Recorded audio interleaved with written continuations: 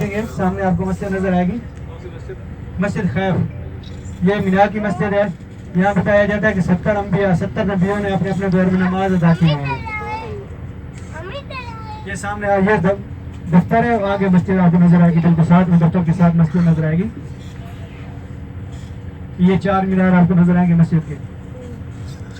बिल्कुल सामने देखेंगे आपको 4 मंजिल वाली एक बिल्डिंग नजर आ रही है सफेद छतरियों वाली, वो शैतानों की जगह है। वहां पर दीवारें बनी हुई है शैतानों की।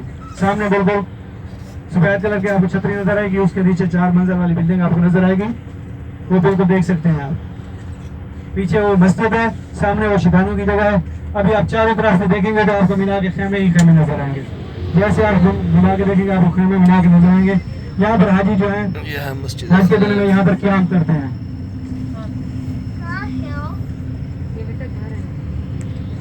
अभी आप चारों तरफ से देख सकते हैं, आपको खेमे नजर आएंगे। सामने बिल्कुल देखें छतरियाँ लगी हुई है, यहाँ पर शैतानों की जगह है। तो अंदर से दीवार नजर आएगी, जो दीवारें ऊपर तक बनी हुई है।